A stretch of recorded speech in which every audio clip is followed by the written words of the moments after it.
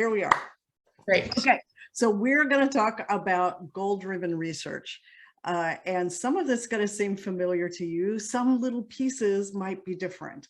And one of the hidden secret words that I'd like you to remember throughout this is microprocess. Okay, so what's going to seem familiar is the front to the beginning to end way to do UX research. It's like what we've learned over the years, those things work. So let's not, if it ain't broke, don't fix it.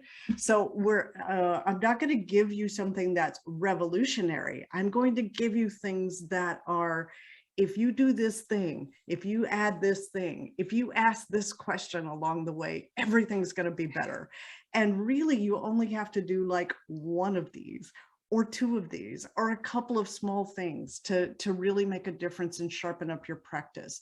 So for those new to the field or those transitioning to the field, you're going to get like this overall workflow of how we do this, and then those who are experts in the room, how we've done this over and over again. And then for those who are experts, I hope to give you a new point of view on extra things that you can do along the way to make this work.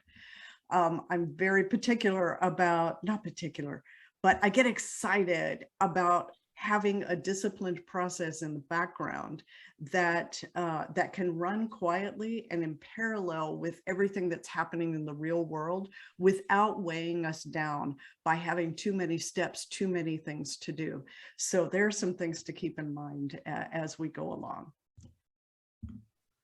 Okay, so this is me. Dr. Laura. I usually give people one lifetime allowance of calling me Dr. Laura. Other than that, call me Laura, or if you want to be formal, call me Dr. Faulkner. And thank you so much for using that title. I really appreciate, Sherry, that you did that. You know how much that means to those of us who've really worked for it. Absolutely. And let me, Absolutely, yes. And let me tell you just how much this one means to me is that I got that degree over 17 years after bachelor's as a single mother of 4. So I earned that one. Oh, that's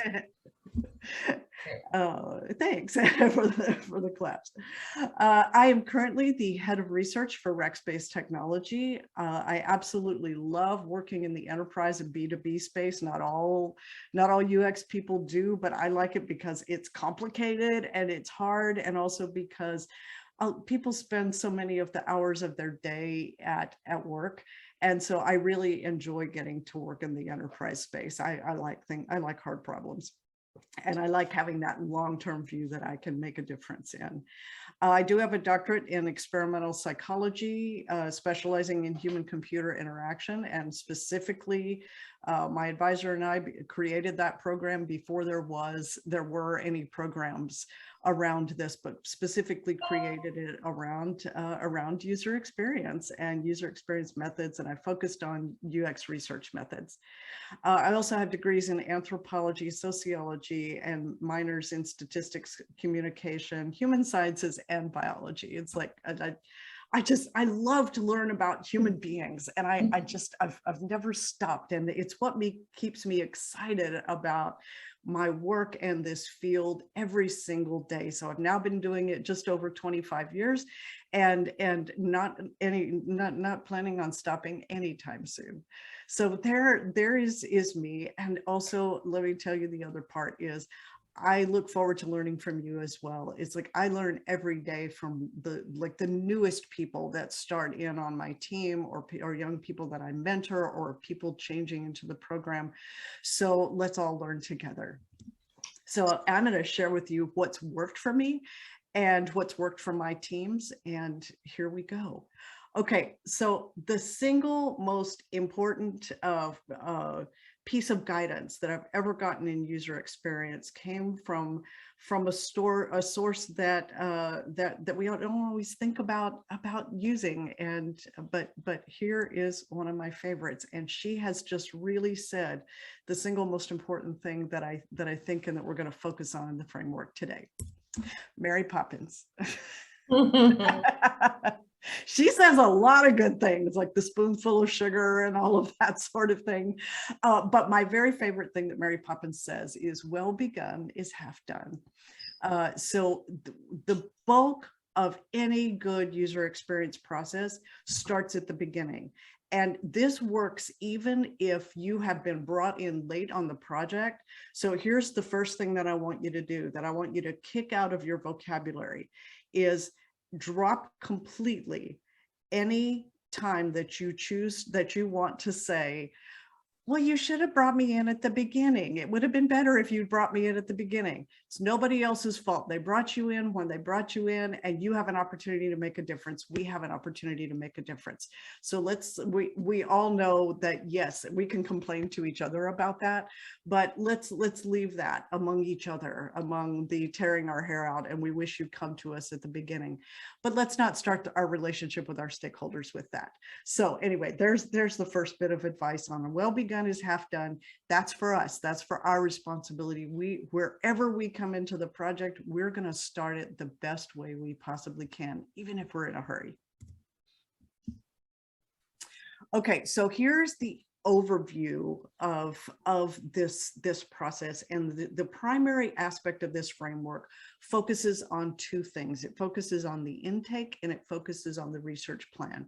Now, we all know about doing a research plan and doing recruiting, and then we do the study, and then we do a report, right?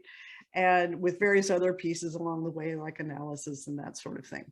So, those are the pieces that we know. But I think that a research intake document and a research intake experience, 20-minute conversation, by the way, doesn't have to be hard, just a 20-minute conversation once you get good at it, is one of the single most important documents that we can do.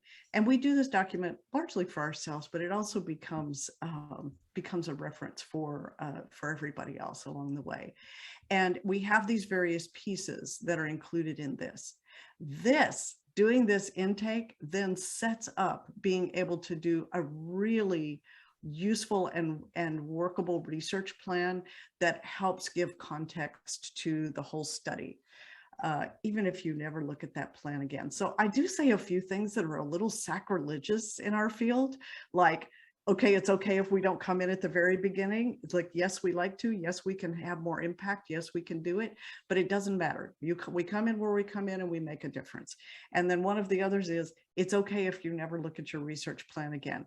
The framework is all about the discipline of actually doing it, because that is what really makes a difference in what we can do. Okay, so here is why we do any of what we do, is that it really is all about getting to the why.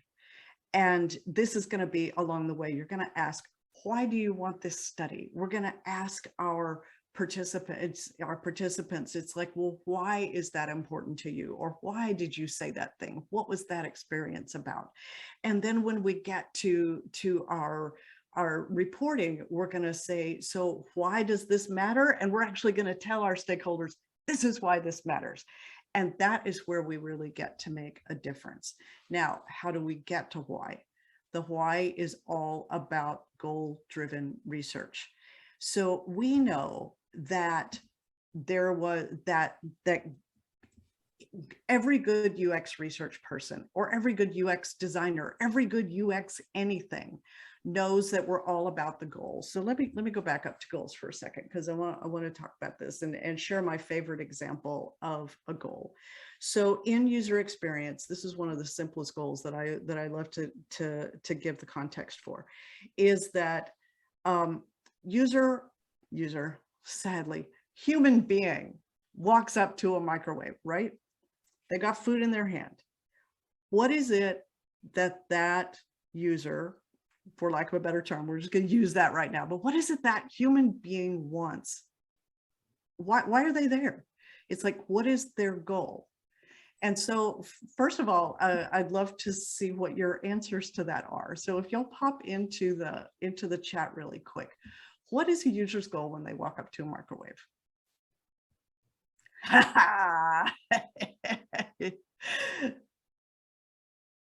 Yes, God, I love UX people. Yes, You want to eat, and you want to eat what? You want to eat hot food. Yes, this is what a goal is. Now, what we all know that if you ask your product person what their goal is, they're going to say the goal is to use the microwave, right? Or the engineer, their goal is to set it and get it to make it work. It's like, no, they don't really care about making it work.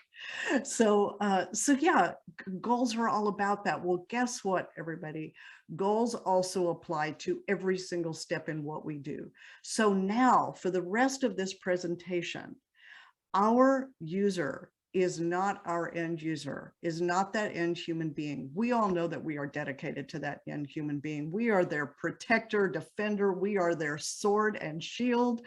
And we are their advocate, their best possible advocate. So yes, let's just take that as a given in the equation, is that ultimately our end user, and not just the one who pays for it, but the one who actually is standing in front of it and doing something with it to try to get to some goal so that they can get on with their lives or make their lives better. So we already know that. Let's take that as a given. Now, for the rest of this presentation, our user, the one that we are going to serve and protect and defend, that we're going to be the sword and shield for, is our stakeholder. So now just pause for a moment. And I want you all to think about who is your stakeholder right now. I want you to think about one project that you're doing or a project that you want to do. Anybody that you're helping, serving, think of that one project. Think about it, what it is they're doing. See those human beings' faces and just pause for a minute. And now I want you to think, what is that stakeholder's goal? Maybe it's a product manager. And what are they trying to do? Are they trying to like get sales and all that sort of thing, get people to use their product, fix the problems? No, that's like using a microwave. They're trying to get promoted. they're trying to make their lives better so that they can go get on their boat. Yes, look good to their boss. Absolutely. That's why they're sitting there at work. And they're doing that so that they can have their lives and succeed in their careers and be better, have their better lives and achieve some sense of satisfaction in their work. Same thing we all want in our work, to have that, dang, I did something at the end of the day. So now this is who we're going to talk to through the rest of this. This is who our end stakeholder is. Okay, so here we go. So there was once upon a time, there was this excellent research team, and they did, so I'm telling you now, why did the frameworks come about? Why did we do this? Why did I do this? And this, by the way, y'all, nothing that we do in our field is a solo effort. I do have attribution at the end of this for a lot of the people who participated in it. But honestly, I could name everybody I've ever worked with or learned from over the years in developing this. But a lot of this was stumbling. And so in this one situation where a lot of this coalesced was around a team workshop that we did in January. So my favorite time of year is coming down in January, and doing our, like, who are we going to be this year, and what are we going to focus on, and what's important. And our team was hurting. We had just had a terrible disaster with the stakeholder. This stakeholder was pissed. They didn't want to use us anymore. Because a study had gone terribly wrong, and it did not get them what they want. I'll give you a little hint. It did give them what they asked for, but it was not what they wanted, and it certainly was not what they needed, and it was not the thing that was going to help them look good in front of their boss. And in that case, did we all fail? Did the stakeholder fail as well? Yes, in some ways, but we're the experts. We have the chance to make a difference. And so we sat down over the table. So this was about a year and a half, 2 years before COVID, is that we all came in, and I brought everybody in, and we did a very cheap offsite by having, and we happened to be all in the same city at that time, although my team is distributed now, is that we had this over hot soup at I made a pot of soup, and we made some bread, and everybody brought cookies, and we sat for 8 hours and we worked on this. And we spent 6 hours. We spent like 2 hours doing all of our strategic planning. We spent 6 hours solving that one other problem, is what is it that we needed to do for that stakeholder, because that stakeholder represented every stakeholder we've ever worked with. And we didn't ever want that to happen again. So ultimately what we needed to do is that we needed to pivot in a way to help our research make a difference. So that's what we're all trying to do. It's like research matters because we've changed a decision, or we've changed an action, or we've changed an attitude about something. It's like that our research report and our recommendations, not our report, our recommendations are our stock in trade, and something that helps give confidence. And we hadn't given confidence. It's like, so how did we give confidence to our stakeholder and do what it is they needed to do? So here is ultimately what we've developed. And these developed over time, but this is where the intake really began to take off. And that's why I say that this one is really the most important aspect of the framework. But let's just review this one real quick. No matter what we do, even if we're going to do a quick study off the top of our head, here are the 3 things that I want you to always write down. Even if they're messy, they don't have to be beautiful. They don't have to be anything. Well, your report might want to look good. It does. It helps give credibility if our report looks good. But let's get these things in writing. Get an intake down and then we're getting ready to go over that one in detail, because like I said, I think that's the most important. Get a plan down, even if it's just 1 page off the top of your head. Okay. And if you've done the intake, you probably have the plan more than halfway written by then. And then always write down your results and save that, because nobody else is going to. This is part of why I'm rather passionate about researchers doing research, because our deliverable is an archival report. An archival report can make a difference over the long run. So it's something I'm very dedicated to. So if you're a researcher, go you, and I'm really glad that you're here, because I know that you're going to deliver this written deliverable.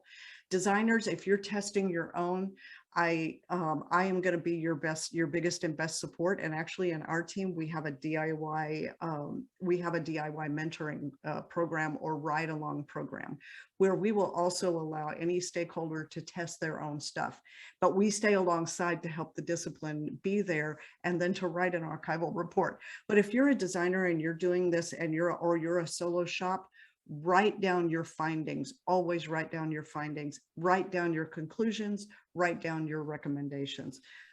Very, very, very important that because you're going to use those again, they're going to come up. So it's not just about changing the design somewhere. Okay, so here was our 6-hour finding.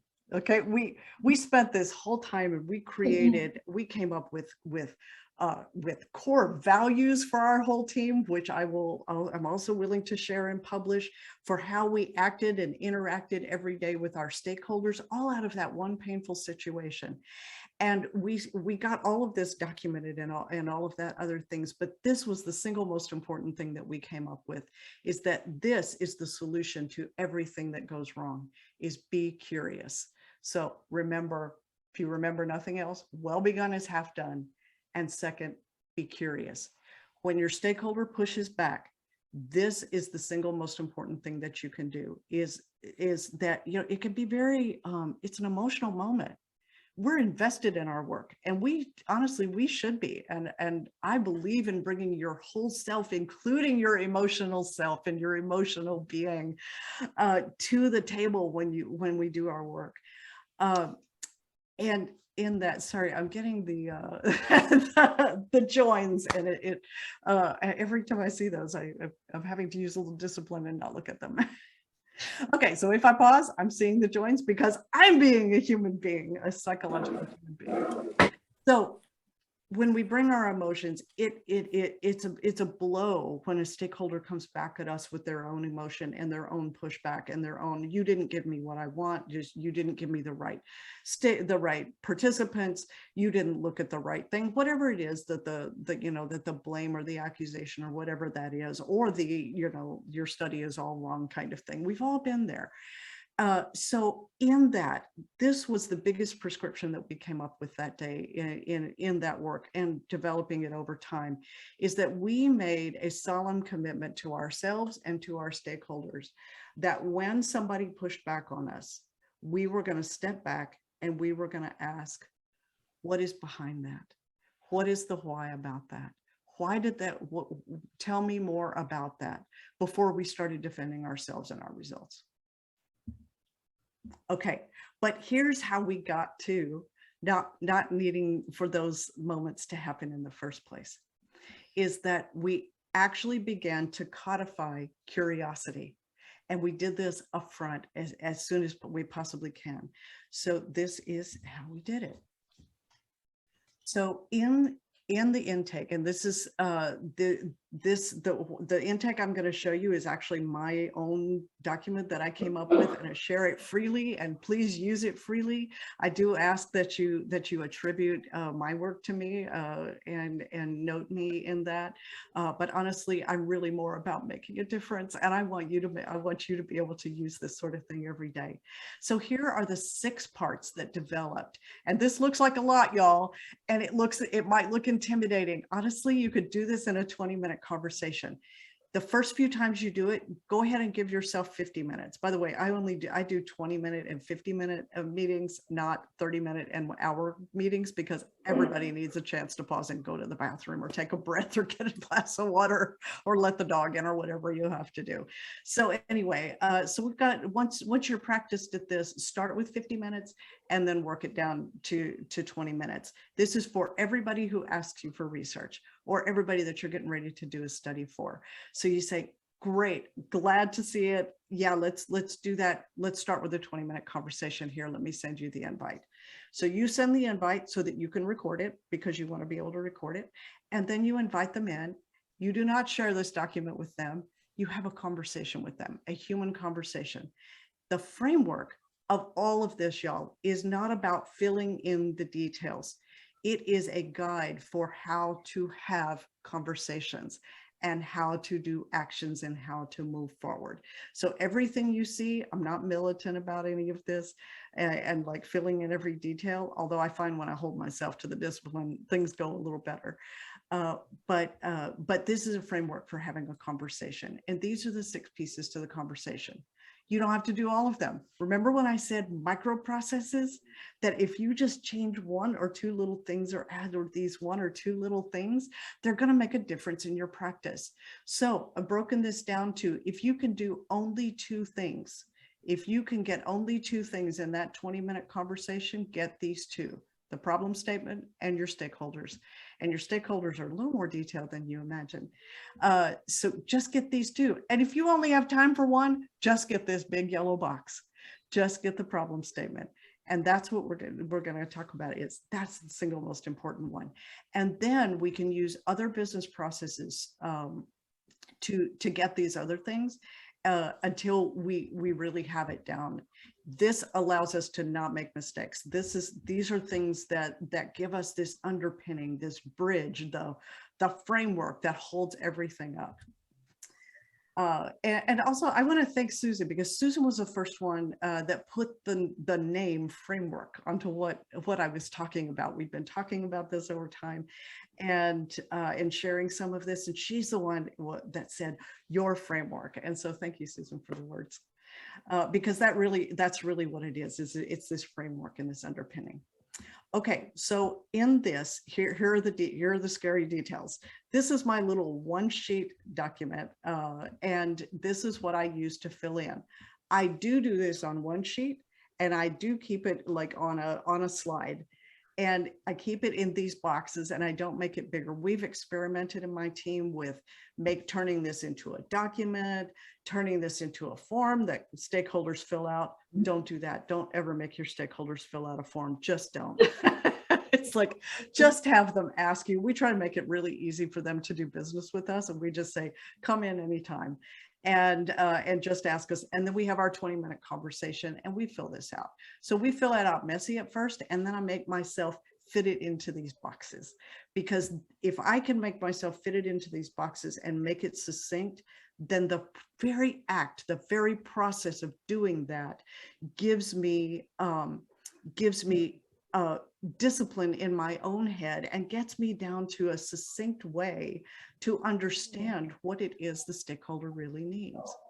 Okay, so in this, here is this most important part, is what problem are we trying to solve?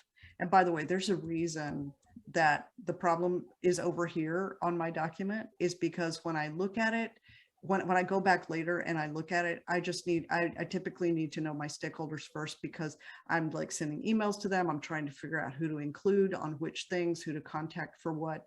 But for myself, when I'm having the conversation, the first thing I ask about is the problem statement. And so this is what I ask, is that no matter what they say, and what is our favorite, so the all-time favorite, unless everybody could raise their hand if they've ever heard this one, is stakeholder comes in and says, we need a survey. Let's everybody laugh. It's like, nope, yeah, every time, that's right. Like, we need a survey, and inside we're all saying, and all of us in the research team, honestly, we are laughing behind our hands, and we're saying, yes, no, sweetheart, we promise you don't need a survey. But we don't say that out loud. We say that to ourselves, and then we say, okay, okay, great, you need a survey? Sure, let's talk about that. Now here, these boxes of questions are all the ways you're going to get out of having to do a survey, because most of the time that is not at all what they need. Oh yes, we're a focus group. Honestly, I don't even do focus groups unless there's, it's rare. It's very, very rare. Those are for special occasions. Okay, so this is the first thing. It's like, okay, so what problem are you trying to solve? And the first thing a stakeholder is probably going to answer is they're going to say, well, we need a survey again, because so that we know which thing that the users like. Like, okay, so here is where we get to be our user research ninjas, by using our stakeholder, by acknowledging our stakeholders as our users. So now we're going to ask, okay, why is it you need that? Tell me more about that. And then we get down to ultimately, what is their goal? What are they trying to accomplish? And what is that thing that's going to make their boss exceedingly happy? Or what is it we're trying to accomplish for the business? Or what is it they need to accomplish for their product? This is not, y'all, this is not what problem you're trying to solve in terms of the study that they're asking for. This is the problem that they're trying to solve for the business, for the organization overall. And honestly, y'all, I've had one of my favorite things is that one of my favorite stakeholders over the years that we developed a relationship with. No, it doesn't yet include KPIs or OKRs. Thank you for asking. Good question. That comes later. That's not a problem you're trying to solve. Although that can help lead to the conversation. You can say, well, if we get those KPIs, what is it? What will that do for you? What will that accomplish? If we're wildly successful, is this? So now we get down to the desired outcome piece. If this program is wildly successful, then what is that going to do for, overall for the business, for our ultimate outcomes? So this is where it all begins. Single most important thing. Okay, then next I pop over next to the next question, the next box. And again, if you only get that first box, then we go to the second box. And the second box is, So who's asking you to do this? So this is one where our stakeholders hardly ever think to tell us that who they're reporting to. So, how many of us have had a product manager come in and when we find out that they're trying to build this product or they're trying to change it or they're trying to do this other thing. I'm going to focus on product tonight just because, and obviously we do a lot of other things in UX research, but we're going to focus on product just because easy example. So, so in terms of what that is, they sometimes have just also been told to do something and they're going off and running with that, and they haven't paused themselves to ask, why are we doing this? Think about that. They haven't been able to pause and ask, why are we doing this? So because we are the masters at why are we doing this and what is this going to give us, we have the opportunity to help lead our stakeholders through that conversation for themselves. So I've often had this, and I've had this one beautiful stakeholder who calls this the conversation that makes product managers cry. And bless his heart, he would actually, after we did this the first couple of times, he would start asking me, he said, okay, so I have a new thing I need to do. Can we have that conversation that makes product managers cry? So he would actually put himself in line to do this because he understood we made huge differences for his work just by asking, and he's been able to abandon whole things that somebody asked him to do that turns out weren't going to be valuable and weren't going to deliver the business outcomes that we needed. So, or that he needed to report to his own boss and make a difference for the company. Okay, so that's the first thing we're gonna have. Who are you reporting to? Who's asking you to do this? Who's asking you? Because there's always an asking you, even if the CEO is coming to you, or even if the board itself is coming to you. And I am using company examples, understanding that we don't all work for companies. But in that, it's like, who is that ultimate? Who do we go up the chain? And pause for a minute and think about it. How many times have you and your work been affected by some stakeholder up the chain that you didn't even know existed? So let's start asking the question up front. This is why this intake conversation is just so important. 20 minutes that'll change your life. Microprocess. Okay, so then we move on to more detailed sections. And these come from two different pain points. It's that, well, one, risks come from a business process, and then constraints come from how many times as UX people have we like gone out and done the research, done the design, come up with this beautiful thing, and then we find that we get the bomb dropped on us at the very end. Well, no, we can't really do it in that we're limited to this legacy software or this thing, or we only have this much time, or we have to do it like by this, whatever the business constraint is, the business constraint, the technical constraint, the whatever. Again, these are not things that we always think about asking up front. We get burned by these along the way. And my team got burned by these too, is that we didn't ask about the constraints up front in our upfront, wherever it was we got brought in. So let's find out what are those limitations. But then we get to have the next conversation, because this is the time well before we present some design that's really groundbreaking, that might not ever happen, is okay, now to what extent are those negotiable? Because a lot of times a stakeholder will get very caught in what they believe, or an engineer, or if we're working directly with, if we're researchers working with designers, it's like they have to use this design language, or this system, or this programming language, or whatever. And then, but they have it's like, if we give them the opportunity to think about, well, what's negotiable, then all of us start thinking more creatively.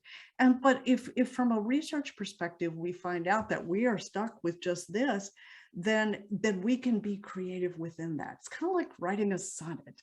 A sonnet is a very prescribed sort of thing with certain rhyming schemes and certain number of syllables and things. but beautiful, amazing things. They're like Shakespeare writing hundreds of sonnets because he worked within design constraints. He worked within constraints. And so this is where we have the opportunity to find them, is that at our upfront, whenever we step in, let's find out what they are. And then we have a small risk conversation. This can be done in about 2 minutes, is that we ask, okay, now what bad things can happen? What bad things can happen if we either don't do this, or what bad things can happen in this study, or what bad things can happen if we don't get this design right? What bad things can happen if the product doesn't happen?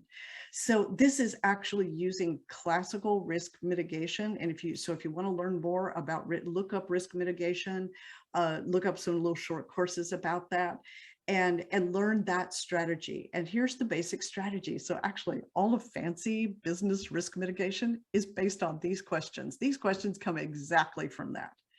What are the bad things that can happen? It'll say, what are the potential risks? But just ask it, okay, what bad things can happen?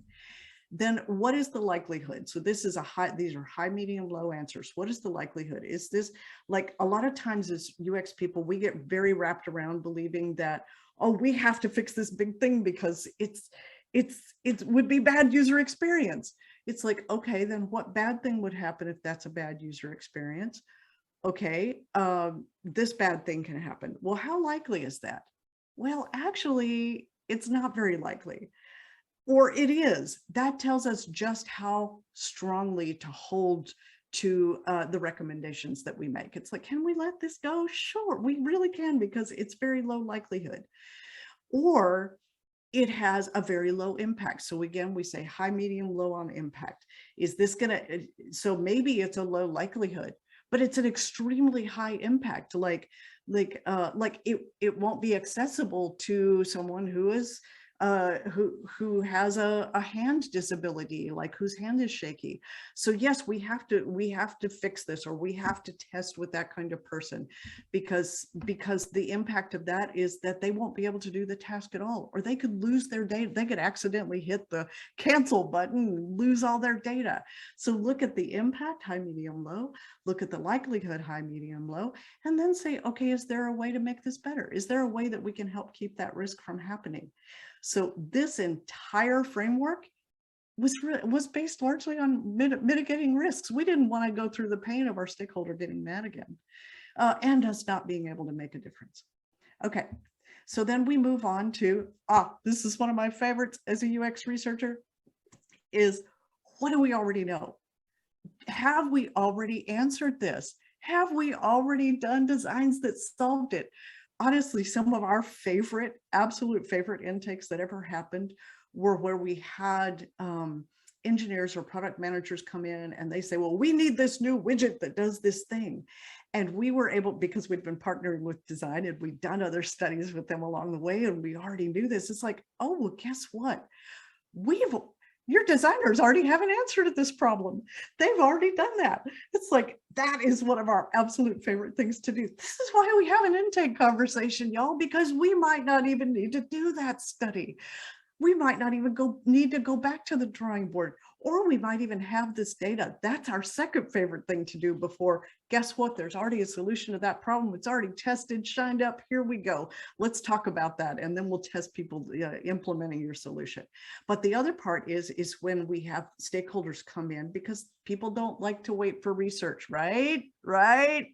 So if they don't want to wait for the research, or they don't want to wait for a report, they don't want to wait for analysis, they don't want to wait for good planning, whatever it is absolutely awesome. And one of our other biggest wins is, guess what? We have already studied and answered that question here. Let's go back to that archival report. Remember I said writing the report? Let's go get that for you. And here it is. Here's your answers. Let me tell you, you will find no happier stakeholders than the day that they're asking you for research and they think that they're going to be waiting, and you say, here's the answer.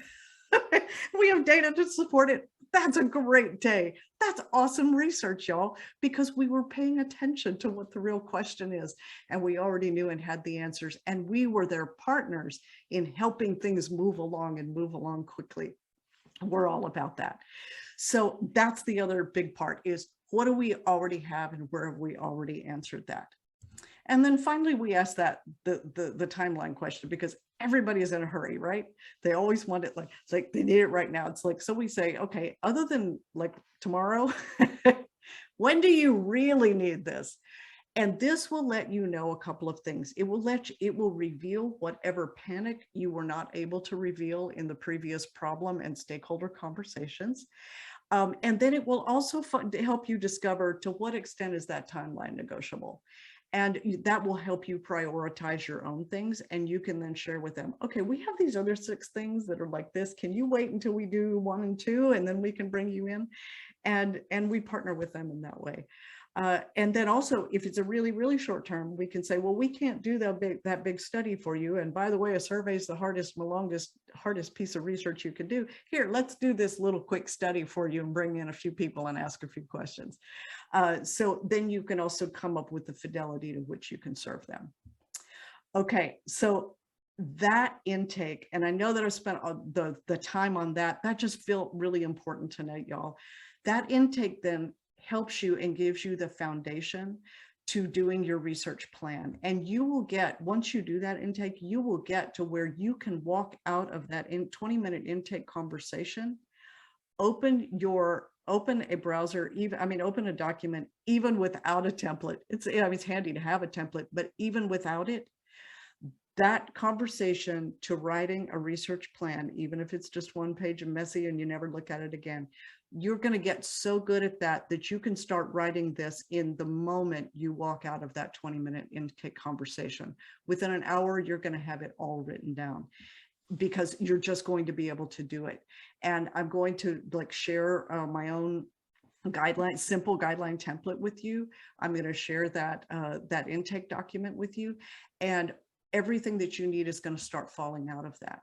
You do this, and you do this in this order. And again, it all comes back to the goals. Why are you doing that study in the first place? And I want to share one final thing with you on that. Let me show you in the research document itself.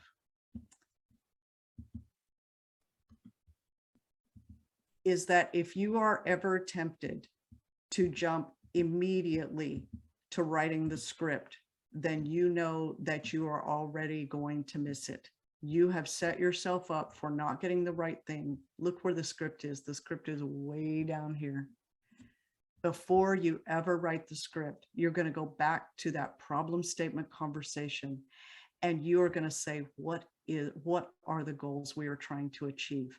Just writing these down can make a huge difference. It is going to guide everything else you do for that next piece. This is what goal-driven research is all about, y'all. This comes first. Before you write any of your research questions, before you decide what method you're going to do, before you decide who you're going to recruit, and most important, what you're actually going to ask the participants, let's look at what goal. Why did we walk up to the microwave? Because we want to eat hot food. So let's think about our research and our stakeholders as our person standing there who wants to eat hot food. What are they trying to get? What do they ultimately want to do? They want to be warm and happy and satisfied and filled. So let's do that up front, and it guides everything else. I'm going to go ahead and stop there, because I do want to hear from you and have time to explore your questions and comments.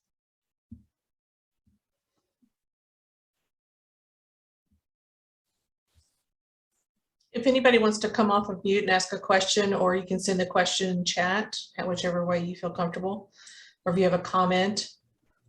I'm, for one, enjoying this, and I can take some of this information and use it tomorrow. So I'm so excited. Yay! Goal accomplished. Thank you, Erica Jo. And also critiques. I'm willing to take critiques like, oh, I've seen all this before, I'm already doing this, or this thing is just wrong. It's like, that's how we learn. Tell me what you think. How can competitive research fit into the frame? Oh, what a great question. I love that. So, our team has actually gotten to where we own competitive research for the whole business, and not just about, not just like competitive research in terms of like how to design something or how to create, but really competitive in terms of how to be as a company and what kind of products to offer. We do this same process. It's like, think about it. Let's go back to the intake conversation. What problem are we trying to solve? It's like, it's the same thing. It's like, what is it we need to know? Why do we need to know about the competitors? Who are our stakeholders for this? Who's going to use that competitive analysis? How are they going to use it? What constraints do we have? Are there technical or business constraints that yes, even if our competitors are offering these two things, we have to stay within this thing. It's like, what are those constraints? What are the risks if we don't keep up with our competitors in this area or that area? And be specific about these. It's like, find out what those are. And then the same with a research plan. Yes, we have gotten to where we didn't originally do research plans like the one, the goals and everything down to not necessarily the script, but the methods and all of that sort of thing. We didn't used to write those for our competitive research because we were just going out and looking and doing comparative kinds of things. We found out that our competitive analyses got tons better when we wrote a research plan to do a competitive analysis, because we found out why we were doing it. We found out for ourselves and answered for ourselves in the business, why are we doing this competitive analysis? And we actually delivered the research, the information and data that they needed that was actionable, and recommendations on, okay, if this is the business goal you're trying to achieve, and these are the things competitors are doing, here are the 3 things of the 15 things that competitors are doing that are going to help us reach our goals. So yes, absolutely use it on competitive analyses, please. I can't wait to hear how that goes. Yes, I have shareable of everything. You can have anything that you want. I have a very strong philosophy that all research is community property. And like I said, I just ask that you give a shout out to me for the work that I've done on that. And then go and iterate on it, develop it, make it better, make it bigger, share it out there with the world. I absolutely love that. We do have one more question that is on the chat. It's from Renee Otto. Do you see that one? Yes. Okay, that is also a very good question.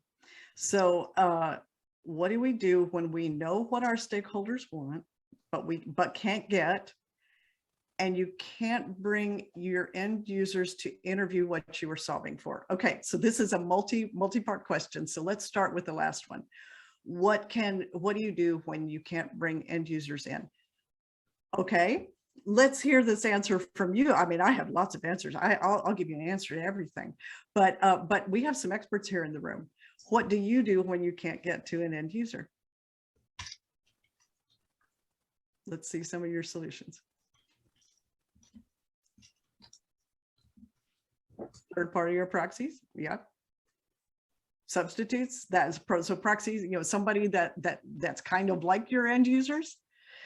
Yep, those are good. Comparative research, that's right. Look at analytics. Yes, it's like, by the way, I challenge you on, we can't ever get to our end users. That's and I would be willing to help you figure out how you can get to your end users, even in very complex situations. So I have done end user studies, I worked in defense at multi-layers of security clearance above, multi-layers and multi-layers of constraints. And there are a lot of ways to get to your end users, but there's a certain creativity, persistence, and willingness to flex. Okay, so that was that end question. Okay. But you can't, it's like that you know what your stakeholders want, but they can't get it. I would challenge that. I would say you can always get something for your stakeholders. There's always ways to serve them. So you come to me, and if you think you can't, I'm going to help you figure out how you can. Because honestly, y'all, as you learn and as you develop in this field, that how can we, not we can't. And I actually had somebody do this in a portfolio recently that I was mentoring, is that they had put in like, well, I can't do this, and they'd actually put this as their constraints. Well, I wasn't allowed to do this, and I couldn't do that. It's like, I'm going to help you solve how you can do that, because you can. You're going to learn how you be creative and how you do help your stakeholders get what you want. Now let's go to the first one. What do you do when you know what your stakeholders want? The first thing you do is you leave the assumption at the door that you have any ideas what you think your stakeholders want. And you go back and you ask them, even if you've had that conversation again. That's why, like, my favorite stakeholder who said, can we have that conversation, that conversation that makes product managers cry? It's because he understood that even though my team deeply knew everything that was going on in his world and with everything he was doing, we knew the company very deeply, that we would never make the assumption that we knew, because those assumptions, y'all, that's what gets us in trouble, and that's what gets us off base and helps us answer the wrong question instead of the right one. And then nobody's happy, and we didn't get to make a difference. So always have the conversation, even if you've had it before. And even if you both laugh at the beginning, like, okay, you already know what question I'm going to ask first, which is, what problem are you trying to solve? Always ask that question. So I'd love to hear how that goes. And honestly, if you need any coaching or you're not sure about this, find me on LinkedIn, and if I'm available, I do love to help people move forward in this field, because honestly, y'all, that's what we're here for. We have we're some of the most collegial, one of the most collegial fields on the face of the planet. So yeah, let's help each other out. And if I can't answer, maybe I can help you find somebody who can. Right. Was I able to go back to the stakeholder that inspired this document and start fresh using? Yes, we did.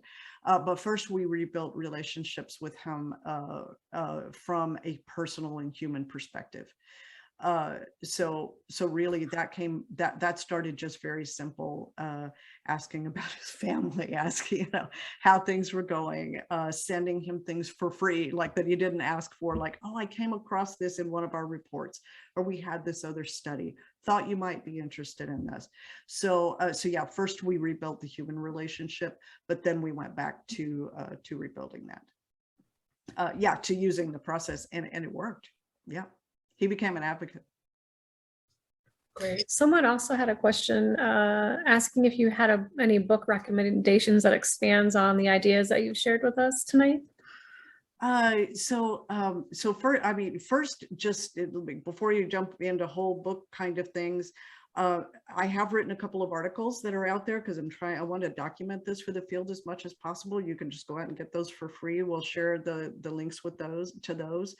And then let me think about that one exactly. Oh, well, not just think about it, is that I do have some resources at the end. Oh no, the links are already there. The links are at the end of it, and the end of the presentation. And then I'd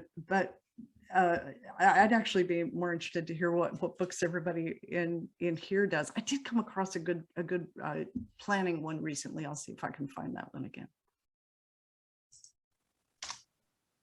Okay, well, I shared your LinkedIn profile link there. Do we have any other questions or anything before we let her take a break? Oh, Michelle has one. She said it to me directly. Sorry, Michelle. She said, any advice on how you can avoid authority bias when you're as a researcher know directly what the stakeholder is asking you for a deliverable? Michelle, do you want to come on and talk more about that? Yeah, tell me what you mean by authority bias. I was just curious with when you're like talking about asking who the stakeholders are and what they're asking you for. do you have any advice as a researcher? Because if you know what the stakeholders is asking you, there might be a chance to have that authority bias. There's a bit of a power imbalance between you as a researcher compared to some of the stakeholders. And I was just curious, is there a way that you can kind of just help circumvent that to avoid that? Yep, absolutely. In one easy lesson. This is the solution to every one of those authority bias things, is that yes, you will have, I mean, I swear we had this, I've had a CEO come in and say, well, we just need this button on the first page. And I swear that they really thought that that was going to save the world, and kept pushing on that for years, kept pushing on that thing. And then when it would get built, didn't understand why it didn't work and all of this sort of thing. And so here's what we kept coming back with, is that we don't ever come back with judgment, but we always come back with the data. Yes, I hear you on that. And the data tells us this. Yes, I hear you on that. And obviously the decision's up to you. It's your neck on the line. You're accountable for how that, and not but, and the data is telling us this. So we just keep continuing to share the data. And then the other thing that we do is, and this is why the archival reports are good, is that I've had a situation at a very large corporation that I consulted with. And they actually, instead of having a 30% positive click-throughs based on the change that they made, they didn't take our recommendations. And instead of 30% increase in click-throughs, they had a 30% decrease in click-throughs. And so it's like suddenly there's this net loss of the actual thing that they were trying to do. So instead of pushing on that, and also instead of complaining and being upset that they didn't use our stuff, and why do we even have a job, and why are we even doing this? Because they didn't, whenever we find ourselves saying they, it's like, we just back off. It's like, no, stop. It's like, what can I do here? And so I have an article out there about getting your stakeholders to listen to your reports. And one of the solutions to that is that we simply hold it. We give it, if they can take it or leave it at that point. And then we just keep saying, this is still here, this is still here. In that particular case, here's the beautiful thing that happened, is that when the disaster happened and they discovered that it had an anti-effect on the click-throughs, they started doing like full-on formal not risk analysis, problem analysis, and they were doing root cause analyses, and it was all this big deal, this big emergency. And finally somebody said, well, did the research team come up with anything before? We were able to hand them the report that showed them exactly what to fix. So something that they had tried days to even diagnose and solve, we'd already diagnosed, we had the solutions, it was fixed in 36 hours. And not only did it solve the problem of the 30% deficit, but it did get the final result of the 30% increase in click-throughs. So that's the other piece, is that we give the decision makers the respect of making the decision that they believe that they need to make, but we keep trying to empower them to have success in their own right. And so this is where we bring that back. So the data tells us, and then hold your report and bring it back later, like, here, I see that you've had a challenge. Let's see if this helps. So yeah, great question. I hope that helps with the authority bias thing. It's like, yeah, I know that the CEO is saying that, and here's what the data is telling us. Yeah, and we don't always, as researchers, we can only give them the information. We can't make them take it. So we have to let go of the baby sometimes. That's right. Let it and hand the baby off, and then be there whenever they are in trouble. So that's what's really hard sometimes, is to let go of that and say, but we don't make that decision. We're giving them the data to make informed decisions. So we want to make sure we don't do that, right? Absolutely. Absolutely. Right. Well, thank you so much. This has been super helpful. And I know, like everyone else, I could listen to you all night long. And hear all your stories and pick your brain. That would be wonderful. But I do appreciate your sharing your time and your enthusiasm and your information with us to grow on, and appreciate you being here tonight. So we'll move on to the next section, but thank you so much.